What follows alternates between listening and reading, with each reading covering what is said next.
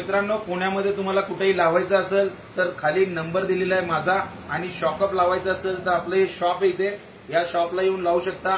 आता याची मेकिंग बघूया कशी होणार आहे। तुम्ही मला काहीतरी विचारलेलं आहे बेरिंग बद्दल, ओरिजिनल आहे मध्ये लावायचं आहे, त्याची कशी मेकिंग होणार आहे आणि आपले जे नवीन फिटर जे त्यांना लावायचं असेल तर त्याची पूर्ण टेक्निक या व्हिडिओमध्ये देणार आहे की कशी फिटिंग करतात ही गाडीमध्ये। ओके मित्रांनो, बघू शकता आपल्याकडे हा पाना आहे आणि या पाण्यानेच आपण आपला वरचा चेकनेट खोलू शकता, आणि चेकनेट खोलण्यासाठी एकदम मस्त असं पाना आहे। हा पाना असा आहे आणि हा आता याच्या कॉन्सेप्ट पाहू शकता या पद्धतीने आहे।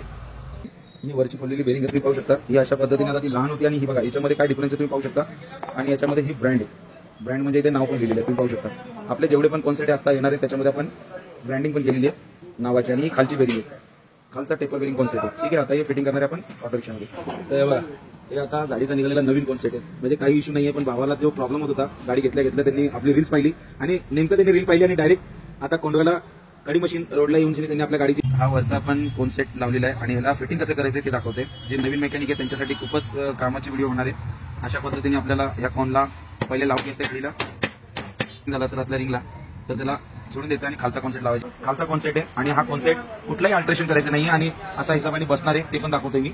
आपले जे मेकॅनिक आहे त्यांच्यासाठी खास व्हिडिओ आहे, कारण कॉल येतात की आम्ही माल जर घेतला तर हे लावणार कसं, तर हे बघा हे अशा पद्धतीने लावायचं आपल्याला।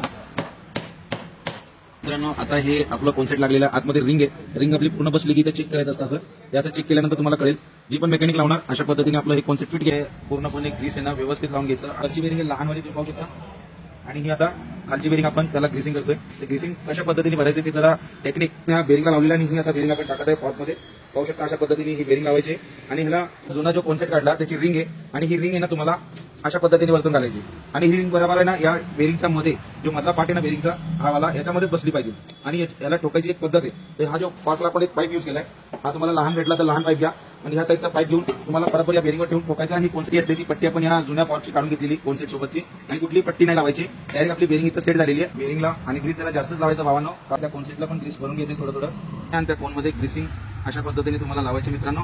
आणि ही आपली बेरिंग आहे वरची टेपर रोलर बेरिंग कॉन्सेप्ट आता आपल्या गाडीला फिट झालेला आहे। आता आपण फॉर्क वरती घेणार आहे बेरिंग जी आहे तिला हे पाण्याने ना असं वरती आलं असेल तर ठोकायचं त्याला, असं ठोकल्याने तिथे चेकनट लावल्यानंतर तुम्हाला दाखवतो की या चेकनेटला लॉक पण करायचं असतं, कशा पद्धतीने करायचं। चेकनट एकदम फुल टाईट करून थोडासा एक हट्टा लूज केलेला आहे आणि लूज केल्यानंतर त्याला लॉक करणार आहे। आता लॉक दाखवतो लॉक पट्टीने। तर मित्रांनो पाहू शकता ही लॉक पट्टी आहे, ही तुम्ही लावणं खूप गरजेचं आहे, कारण याच्यामुळे तुमचं चेकनट लूज लावणार आहे। तुम्ही लावल्यानंतर थोडीशी जाम जाईल, हप्ताभर थोडं गाडी फिरली की एवढी स्मूथ होणारी स्टिअरिंग ना त्यांना स्वतःहून फिलिंग वाटणारी गाडी चालवण्यामध्ये। तर ही तरी आता कॅप लावलेली वरती, आणि या कॅपच्या आतमध्ये जे ग्रीस लावले ना ते ग्रीस पण एकदम व्यवस्थित लागलं पाहिजे। गाडीमध्ये जो आहे ना हा इथला गॅप जो होता ना तो गॅप वाढणार आहे, म्हणजे एक थोडासा ना 5 mm चा इथून गॅप वाढलेला, आणि गॅप बघा तुम्ही पाहू शकता आता किती मोठा गॅप झालेला आहे ना। तर गॅप पण वाढलेला आहे, कधी कोणापासून मरगाट खाली असेल तर मरगाट टच पण होणार नाहीये। आणि पाहू शकता आपण क्वांटिटीमध्ये काम नाही करत, आपला पहिल्यापासून एक ब्रँड इज ब्रँड।